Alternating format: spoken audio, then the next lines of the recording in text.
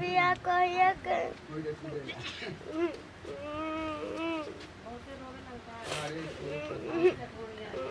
पापा कहीं जाने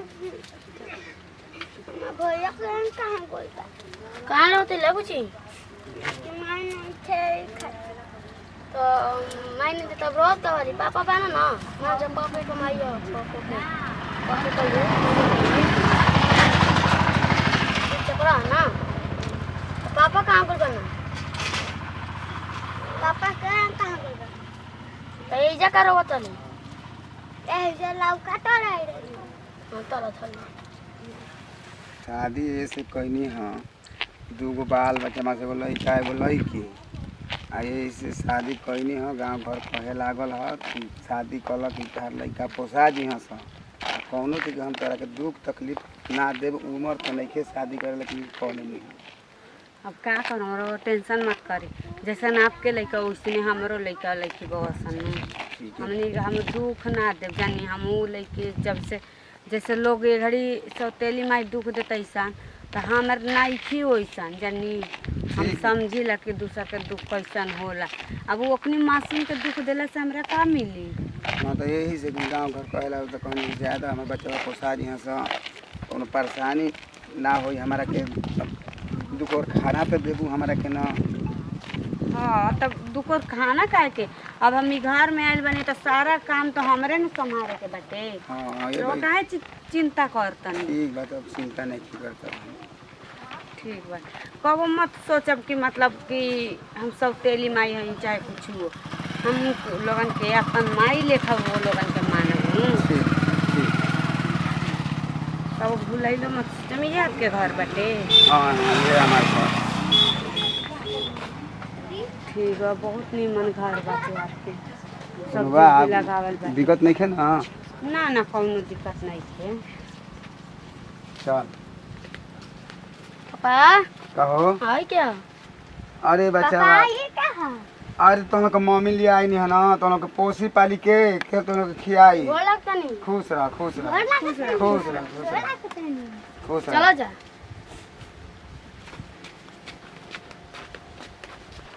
पापा बियाह कलो तो बताइबो ना कइला अरे बच्चा ले आई नहीं है हम सवाला ना बैठे रहती अरे बुढ़बक हो सावाला बैठब कैसे आय तो काहे ना बतिला हम ना कुराती अच्छा ठीक बा अस्थि बैठ इहे बाँस एगो लड़का बा आ एगो लड़की अब एहने के तोहरा देखभाल करे के बा सेवा सत्कार तोहार जितना सफाई उतना करी दुख मत होती रो टेंशन मत करी जानी अच्छा आप एकदम निफिक्र रही जैसन आपके लड़का बा उसने हमारो बाटे काहे टेंशन करता हाँ ठीक है तब बच्चा बा तो हम लोग देखई मम्मी है ना आ बढ़िया से खइहा जा पीहा जा रहिया जा आ हम तनी अब के काम धंधा करब तबे ना ठीक बा तब हम चली ना ठीक बा कहाँ जातनी जा दिन तनी बाहरी या देखल जा कुछ और बच्चे बांस नहीं ना हाँ हाँ ठीक बा जाए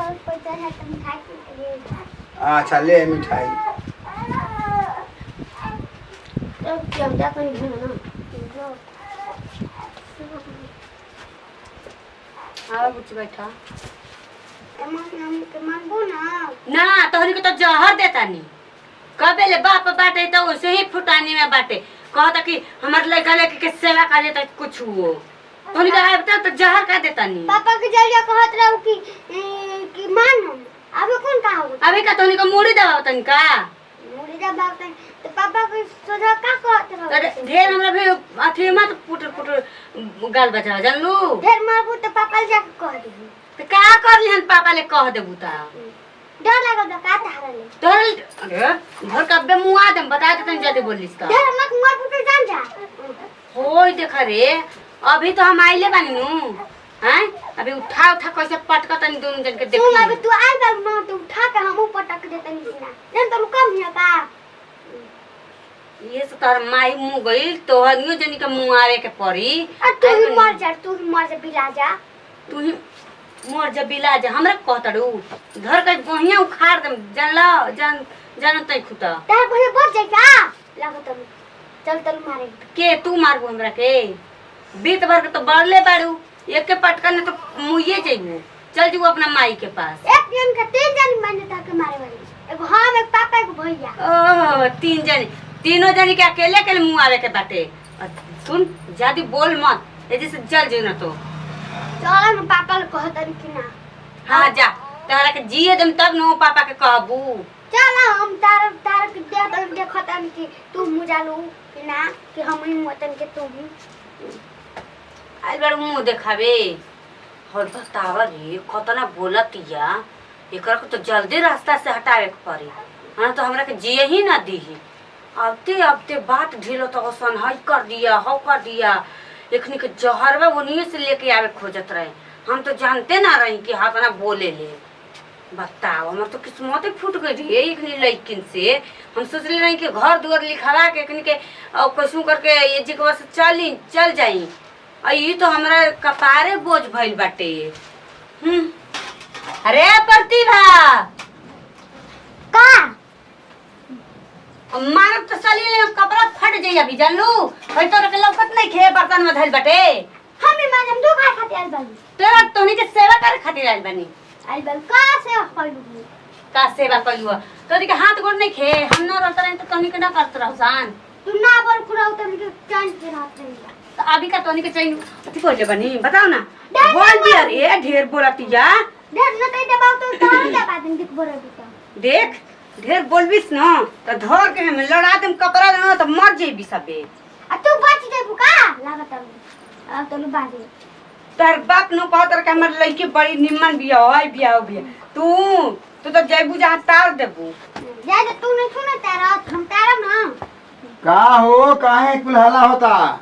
हां देखी ताजी राउर लेके ऐसे ही मतलब एकरा के संस्कार देले बानी। का भेले बेटी का? तबीयत खराब बाटे। का बाप की मारत रहली है। जाए तो तोने लखत ले आइल बानी, झगड़ा ना कर जला। बताई बर्तन धइल बाटे ना मांजले। मम्मी को देह में तकलीफ बात माई दिहल जाला, मां जो की ध दिया जा ना बोली हम कुछ हो। हां ठीक बा तब हम जाते माई दिया ना। ठीक हां माई दी। अलू ना खा बनावे तो तू ना खा बनावे। देख जदी बोलबिस नु तो घर का बवारिए उखाड़ देम। अभी जानत नहीं किस्ता।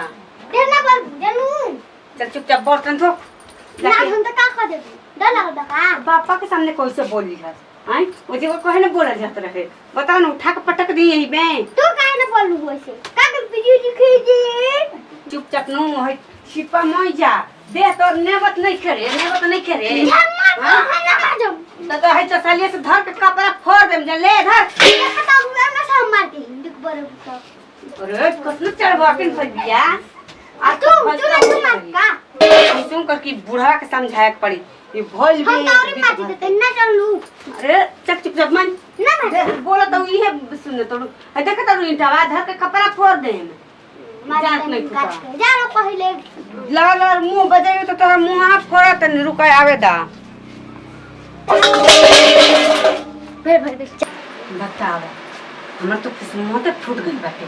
अब कतना चढ़ा के दिया ये बीत भर के लड़की कतना बोलती है। ये घर में रही तो हमरा तो जियले न जाई। एगो बूढ़ा या तनु तो फैसला करतन ऐसे ना होई काम चली। हमें जिगवा रहे आई बानी एखनी के सेवा पानी करे आओ तो सेवा पानी करवा देतनी। अभी जानत नहीं खुदा काज कहाँ कोई बटे का हो का हो।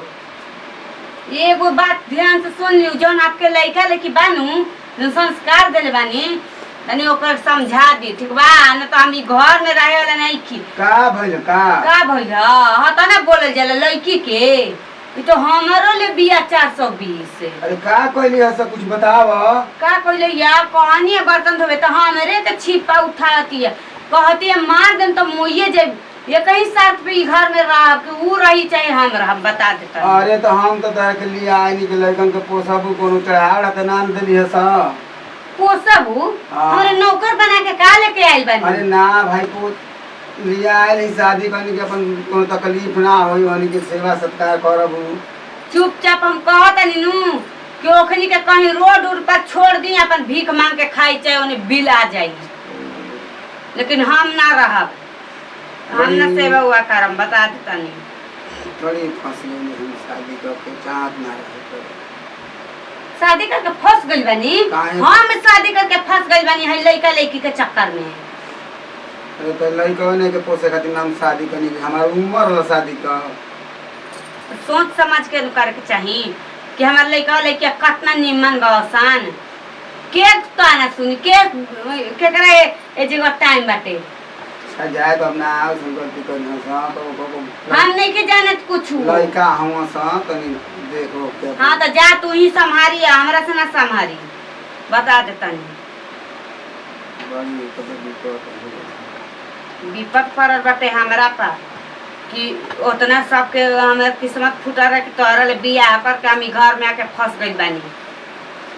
तू अभी जिगवा रह लइका लइकी के लेके हम चलनी अब नहीं हर ए जिगवा रह वो अब ना बता देतनी। अरे सुना सुना का है सब का है तो बता लइकन कहते नहीं कि दोनों जन के लिया जाके वहीं कहीं छोड़ दी बाकी जिगवा ना रही हम ओखनी का मुंह ना देखल चाही ना अरे तो हमारी ये बाटे कि हम नहीं चल जाई अरे वो को छोड़ा वो कुछ के चलते कह देता नहीं तो अब का कर तो ले तनी हनी के वो तो कुछ छोड़ दे। हाँ तो जाई एमे लेट का बाटे कि हम में जाइए जिससे ए जिगवा नहीं कि हमरा ओखनी के देखल जाते। हाँ ये ठीक बाटे हम ठीक काम कइनी हां लेकिन के मुआवला में तो पाप बाटे लेकिन ओनिए जाके भीख मांगी अपने से मुई तो हमरा ऊपर पाप ना नु होई जो मर चा जी हम जाता नहीं अब आराम करे।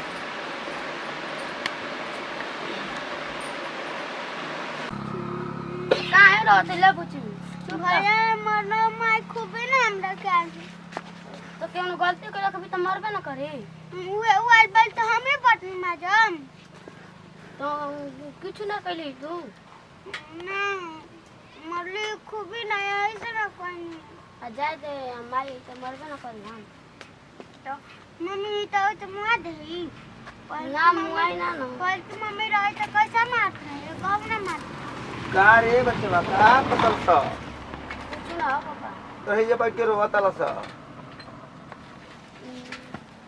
चलो चलो चलो तब बाजार चलो तो हम मिठाई किन के चलो जाता मिठाई किने हां चलो जा चलो जा हमसे के रोल अंडा किन हां चलो जा रोल अंडा किन दे कपड़ा किन दे चलो जा छेना तो किन ले हां चलो जा हां फूल की ना पूछा पजामा फूल की ना चलो जा